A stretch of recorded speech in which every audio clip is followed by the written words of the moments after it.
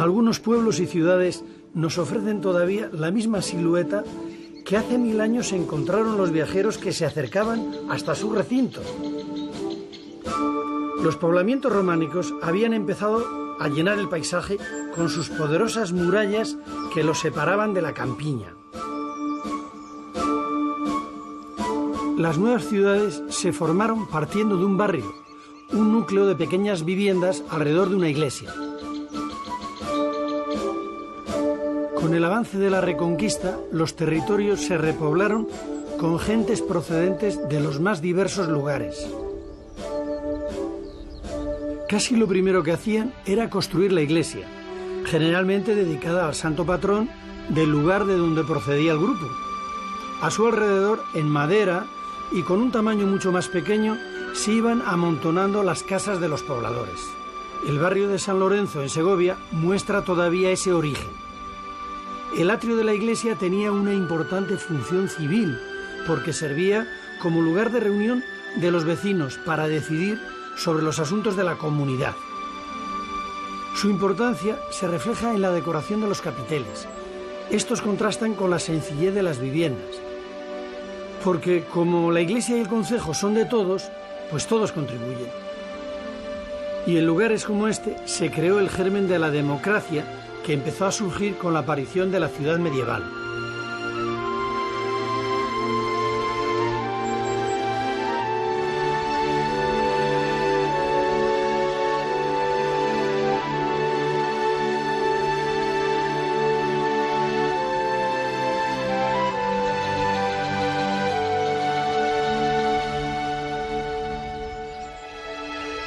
Aprovechando una altura que facilitase la defensa, la construcción de la muralla era la primera preocupación de los vecinos de la ciudad. La muralla era un asunto de todos, y no solo por la defensa, sino porque la muralla delimitaba dos tipos de territorio: el de dentro de la ciudad, donde estaban los ciudadanos, y el de fuera, donde estaban los campesinos. Los primeros tenían derechos, los segundos no tenían más que obligaciones. La ciudad de Soria disponía de un extraordinario recinto amurallado. Ello le permitía no solamente disponer de huertas, corrales, prados para el pasto de los animales y para conseguir los alimentos del sustento de las personas en caso de cerca, incluso para la vida cotidiana, sino que también tenía mucho espacio para el desarrollo de la propia ciudad y para su crecimiento. De esa ciudad conocemos muy poco porque las arquitecturas medievales, sobre todo las civiles, se hacían con materiales muy frágiles, materiales tomados directamente de la tierra, el barro, adobe, tapial, la madera. Y las iglesias, en su mayor parte, estaban hechas de mampuesto. Por eso, de los 40 monumentos románicos que, según los arqueólogos, tenía la ciudad de Soria, quedan a duras penas, se mantienen en ruinas o en pie unos 8 o 10 monumentos. Alrededor de iglesias como la de San Ginés o la de San Agustín el Viejo, prácticamente desaparecidas, se apiñaban las casas del burgo medieval de Soria, en esta falda del Cerro Mirón que hoy está vacío. Porque la ciudad creció en otra dirección. El castillo que dominaba el paisaje desde la colina de enfrente desapareció, lo mismo que la mayoría de las iglesias. En el núcleo de la Soria actual quedan también ruinas como esta de San Nicolás, medio oculta entre las calles modernas.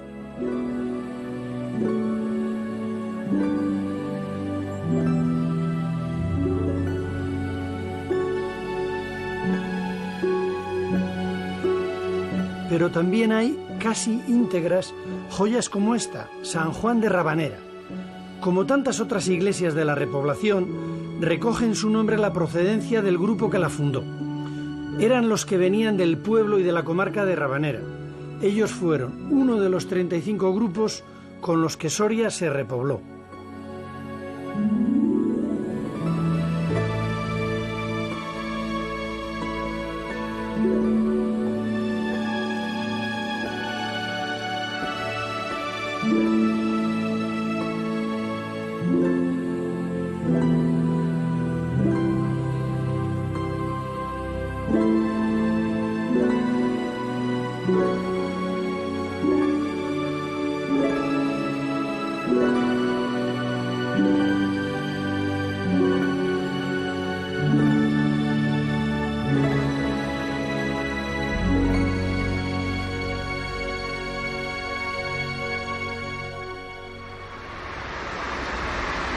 Otra belleza románica que Soria conserva es la iglesia de Santo Domingo, que fue la antigua parroquia de Santo Tomé.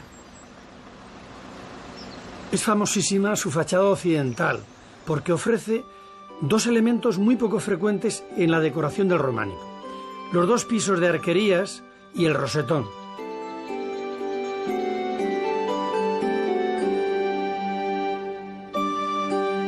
Además tiene una espléndida portada primorosamente labrada. En ella hay todo un mundo de escenas bíblicas y evangélicas, pero lo que de verdad nos han legado los canteros es una muestra de la vida cotidiana del románico.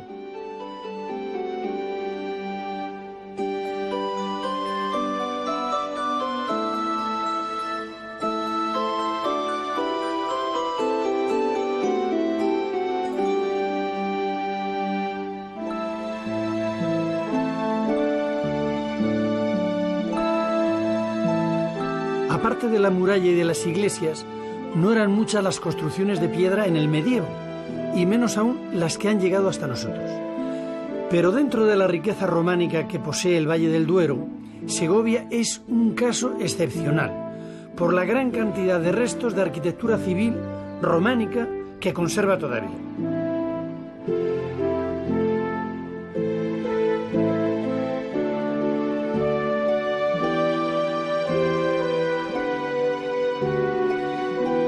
Esta construcción segoviana aún conserva sus vanos medievales y su patio, que antes de la transformación era típico de un palacio románico. Hoy es el convento de las Madres Dominicas Santo Domingo el Real. El convento de las Dominicas alberga una joya arquitectónica, la Torre de Hércules. Hasta ella nos ha acompañado el cronista de la ciudad, profesor Ruiz Hernando, al que le preguntamos ¿qué tiene que ver Hércules con la ciudad de Segovia? Hércules tiene que ver con la ciudad en tanto en cuanto es el mítico fundador de la misma. Por consiguiente, la Torre de Hércules recibe el nombre de la figura que tenemos detrás de un Hércules matando al jabalí de Erimanto. Realmente la ciudad es fundación de Roma y su nombre significa colina de la victoria o fortaleza de la victoria, lo que nos induce o nos lleva siempre a un papel guerrero que tuvo. Hay un largo vacío entre Roma y la Edad Media y a finales del siglo XI se reconquista la ciudad. Es entonces cuando Segovia vuelve a tomar aquel aspecto guerrero que tuvo. Se fortifica la ciudad, se levanta el castillo, el alcázar, que tiene también un sustrato romano, y todo el solar urbano se llena de las familias nobles que edifican sus moradas y algunas las encastillan o las colocan torres fuertes. Efectivamente, Segovia es un conglomerado de recintos defensivos. La muralla defiende a todos, pero el rey, en su alcázar, también pone muralla en relación con la ciudad. Por lo tanto, se está defendiendo de los señores de la guerra, que a su vez también tienen su casa o su casa-torre protegida por un recinto amurallado. Así que el rey se defiende de los señores y los señores se defienden de los motines que puede haber en el pueblo. Rey, señores y pueblo se defienden de la agresión exterior con una robusta muralla.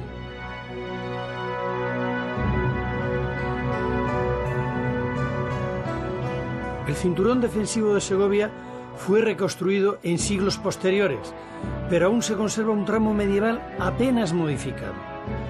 Tiene refuerzos defensivos en forma redonda o cúbica.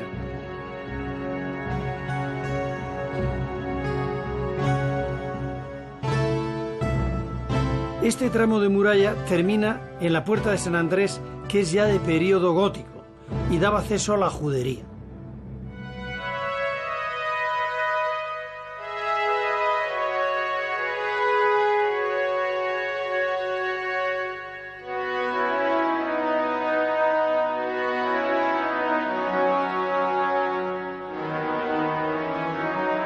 En el lado norte de la muralla se abre la Puerta de Santiago. Es una construcción de tipo mudéjar que se utilizó como refugio de mendigos y de viajeros pobres, porque estaba cercana a los espacios vacíos intramuros de la ciudad. En el mismo lado norte, el portillo de San Juan se abre a la iglesia de San Juan de los Caballeros.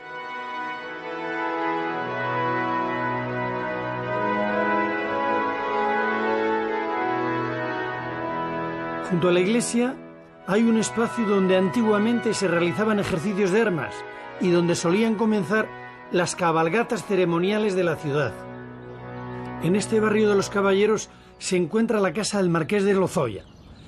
En la fachada, de gran sobriedad, destaca la portada románica.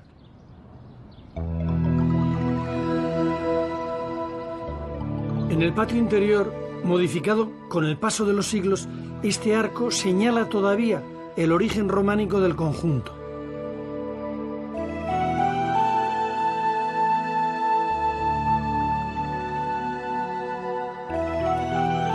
Muy cerca está la casa de los condes de Chinchón.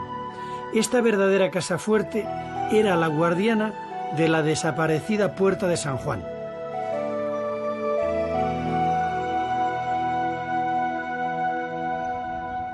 Vamos a volver a la Torre de Hércules para visitarla pormenorizadamente, porque estamos en una torre verdadera de defensa y además nos depara muchas sorpresas en su interior. En el exterior nos muestra una técnica medieval de construcción en piedra que combina la mampostería, que es el mampuesto, son piedras colocadas a mano sin desbastar, con los sillares.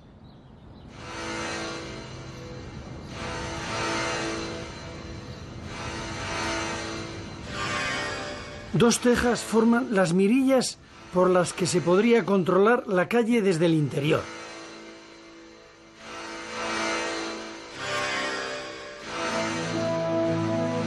La decoración del primer piso está prodigiosamente conservada y cuenta la constante pelea entre caballeros cristianos y musulmanes.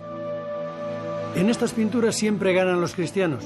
No en vano, el que encarga las pinturas, el dueño de la torre, es cristiano. Lo mismo ocurre en las fiestas de moros y cristianos del Levante español.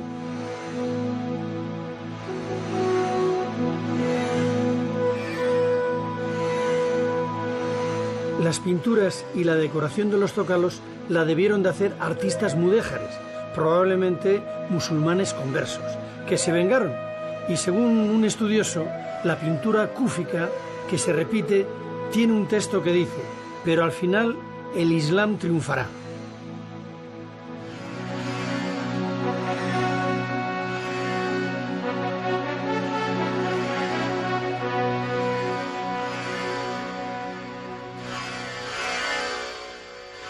La robustez del románico es perfecta para asumir funciones defensivas. Los muros son sólidos, apenas debilitados por pequeñas ventanas de medio punto que sirven para la ventilación y para la vigilancia. Están atados los muros por bóvedas que se cruzan, con una clave que además tiene un castillete que refuerza esta idea de defensa. Son varios pisos compuestos por muros y bóveda hasta que llegamos a la parte superior.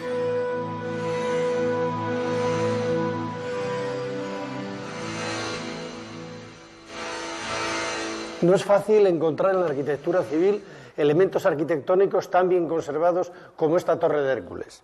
Ello se debe a que, al formar parte de un convento de dominicas, se ha quedado desde hace muchos años sin una función específica, lo que nos permite encontrar dentro de la torre intactos pavimentos, grafitis, pinturas y elementos como esta escalera de piedra que continúa en la de madera, que sube al castillete, que es la pieza de vigilancia de una torre defensiva.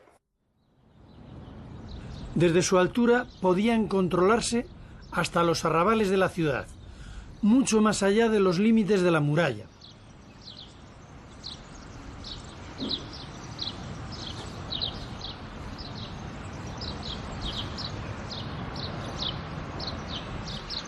A través de las ventanas, por un lado, se domina la iglesia de la Trinidad. Por el otro, la catedral y la torre de San Esteban con el alcázar al fondo. En la Torre de Hércules se guardan o se conservan muchas imágenes de asaltos a ciudades o de luchas entre los cristianos y los musulmanes. Pensemos que Segovia estaba muy cerca de la frontera con Extremadura, los Extremaduri, y por consiguiente es una ciudad con gran vocación guerrera.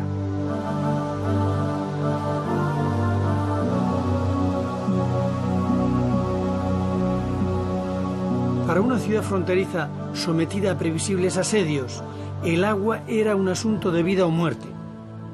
Afortunadamente, los habitantes medievales de Segovia tenían un regalo que los romanos les dejaron varios siglos atrás: un agua limpísima que provenía de los veneros que la nieve de la sierra alimenta durante todo el año.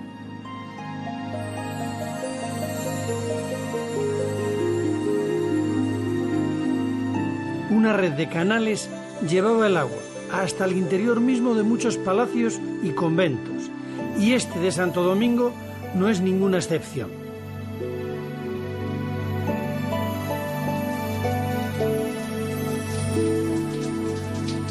No es de extrañar que en el punto mismo donde el acueducto entra en la ciudad se construyera un palacio defensivo. Otro ejemplar de arquitectura románica civil es el Palacio de Avendaño.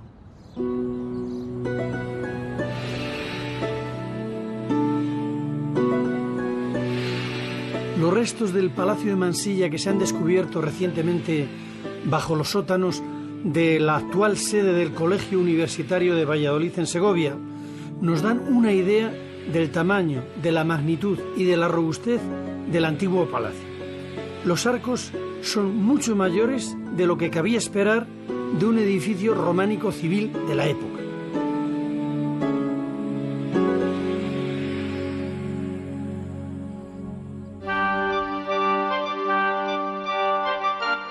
Pero la máxima fortaleza en las construcciones civiles de Segovia está, como es lógico, en el castillo. Construido sobre la base que los romanos asentaron sobre la roca, el alcázar inicia y cierra la muralla. Obras recientes realizadas en el interior nos han dejado, por fortuna, al descubierto los muros románicos originales con sus ventanas gemelas tan graciosas que comunicaban con el exterior, pero que ahora dan paso a otras salas. También se pueden ver con claridad que estaban revestidos estos muros con interesantísimas pinturas murales.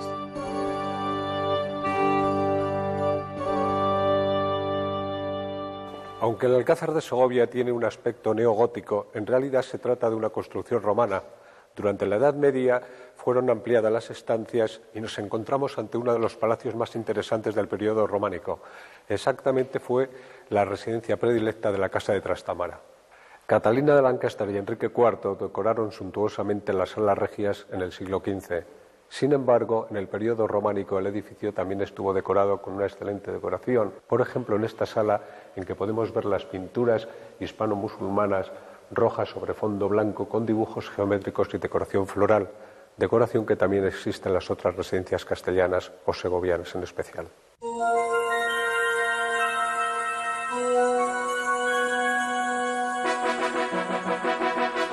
Al poder terrenal del rey o de los señores solo podía contraponerse el poder celestial de la Iglesia. Más allá del barrio de los caballeros estaba el de las canonjías, donde vivían los canónigos, que era el otro barrio más importante que había en la ciudad. Los caballeros tenían su fortaleza y su muralla, y los canónigos, pues una puerta interior que cerraba el barrio por la noche para proteger y defender a los clérigos.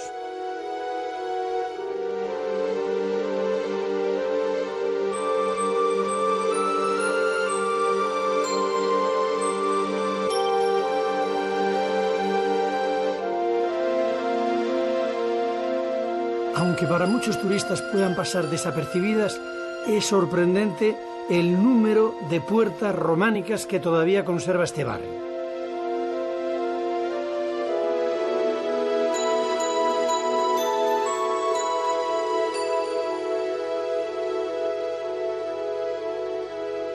En el libro viejo de censos de la catedral se habla de los lagares de los canónigos. Probablemente uno de estos lagares sea esta sorprendente construcción rupestre que semeja a una iglesia románica. A mí me recuerda a la de Olleros de Pisuerga. Es lagar porque contiene esta cubeta, esta tinaja, en la que se vertía la uva. Posteriormente estaba la tinaja donde se pisaba y las cubas de fermentación del vino. Es esta, sin duda, esa construcción a que se refiere el libro.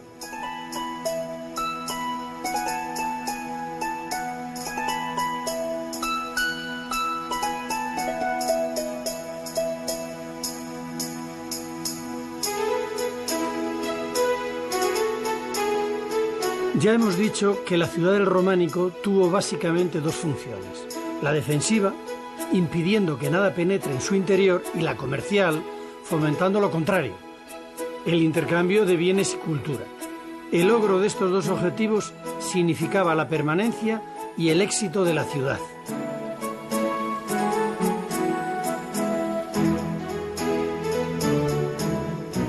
Algo así podría haber sido el perfil de la vieja ciudad románica de Salamanca.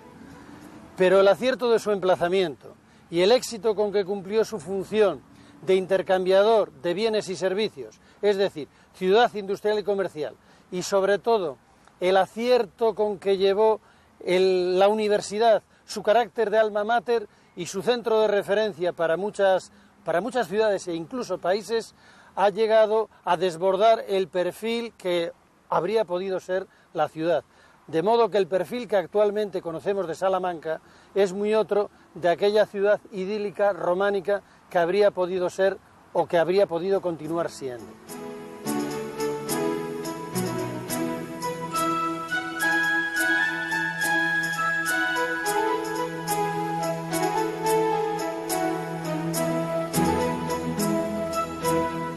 La catedral románica se quedó enseguida pequeña para lo mucho que había progresado la ciudad y para sus necesidades.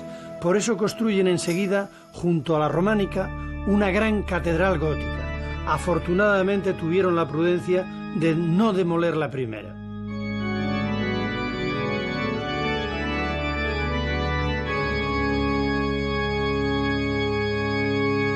En el entramado moderno de Salamanca se mantienen aún elocuentes testigos de aquel esplendor románico de la ciudad, como esta iglesia de San Marcos.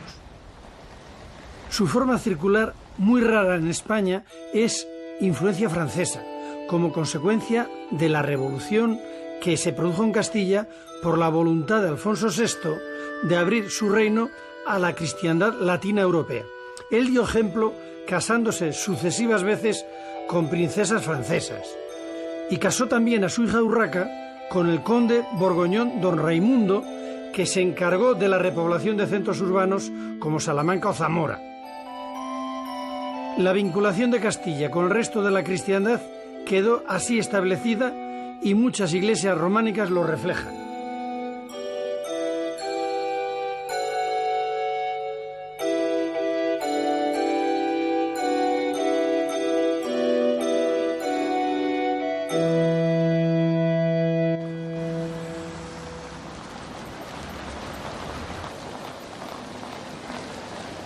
Junto a la Plaza Mayor, que nacería muchos años después, nos encontramos con una pequeña iglesia dedicada al caballero francés San Martín, al que están dedicadas tantas iglesias en toda la región.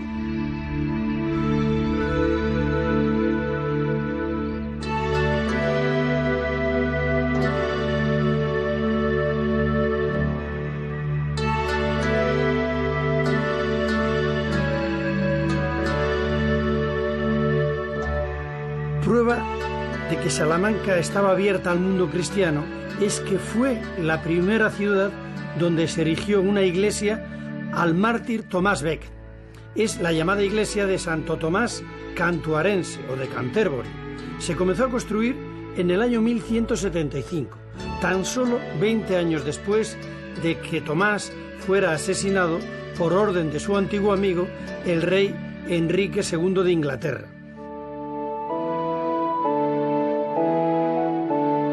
Con la aparición de la ciudad en el occidente cristiano, el mundo medieval, básicamente campesino e inmóvil, comienza a agitarse.